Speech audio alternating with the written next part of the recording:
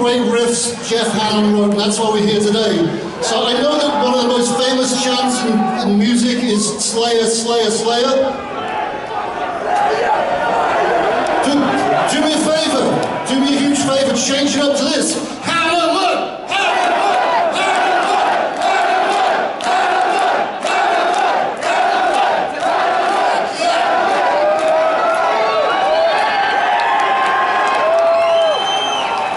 So on behalf of the entire Slayer organization, Jeff's friends, and most of all his family, thank you so much for joining us this afternoon to celebrate one of the greatest lives that Mellors ever had to throw with me.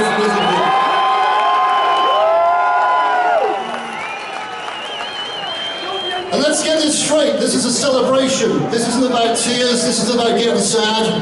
That said, I'm the biggest rip on the planet, so I'll probably shed a few tears tonight, but just throw shit at me if I do, okay? Now what's going to happen today is very simply this. A bunch of people who knew Jeff very well are going to get up and speak. We're also going to show a video montage, and we're going to play some cool music.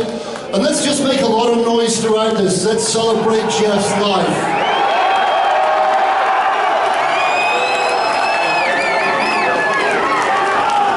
So I guess I should kick off with my Slayer story.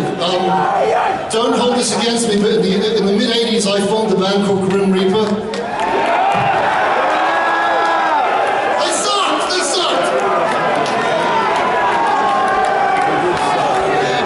And we had the honor of doing an American tour in 1984, and about 4 dates in we did a show in the summer in Texas. The opening band was a band called Exciter, and then we co-headlined with 4 dudes from Huntington Park, California. The names were Dave, Tom, Kerry, and Jeff.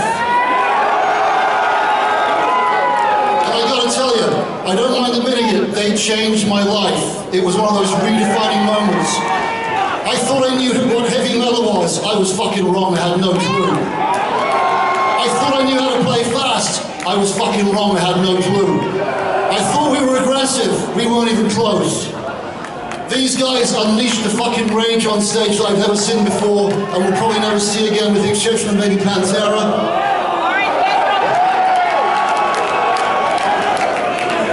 And I walked off that stage a different man. We didn't change what we did, but I had a newfound respect for 4 guys from Huntington Park called Slayer. And that respect has just grown over the years. Then in 1986 they released an album called Raining Blood. And that just proved to me that what I'd seen was the rule, not the exception. These guys were always that good. There was no flash in the pan. Slayer's worst show is better than anyone's best show on this planet. And I've never seen them do a bad show, ever. Anyway, fast forward to the mid-90s. By that time, to the great content of most people, Grim Reaper was dead and buried. We'd moved on. But Slayer had just grown. Slayer had grown by epic proportions, and I started working for a magazine called Guitar World. You see that one over there with Jeff on the front? And I used to do lessons with people like Slayer, and I was honored that they sent me out no fewer than 4 times to do Slayer riff lessons with Kerry and arguably Jeff. Trouble is, Jeff never fucking showed up. Not once. Once he was in a bar, I believe, and gave me a toast. But he never showed up, so it was just me and King, and we had a blast. And I didn't really get to know Jeff for that reason until 2002, which was Marshall's 40th anniversary. I worked for Marshall Amplification, these fine things that Slayer stand in front of right here.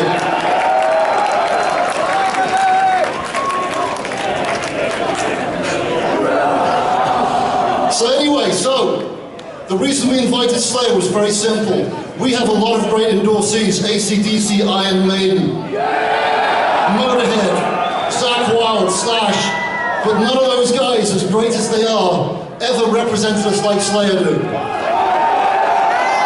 From the video in front of the pyramids right the way through to today, there's a minimum of 24 Marshall cabinets on every fucking Marshall stage, on every stage that Slayer played on. And can you remember those upside down crucifixes? How cool were those? So anyway, I got to drink with Jeff, got to know him. He was a very shy but funny guy.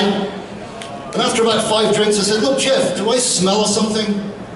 How come you never showed up for the guitar lessons?" And he very simply said, "Look, Nick, no offense, I like playing guitar, I don't like talking about it. I like writing riffs, I don't like explaining them. And I also like to collect World War II memorabilia. And I also like to have a couple of drinks, so that was my Jeff story.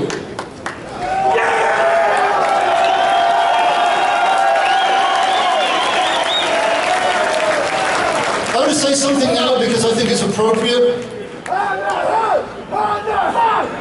What's that guy saying? Have another drink, buddy.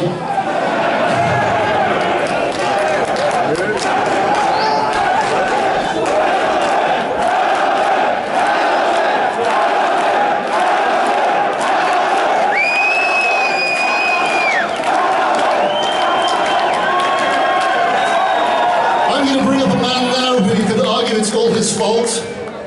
Mr. Brian Slagle from Metal Blade Records. Come on up, Brian. Let's hear from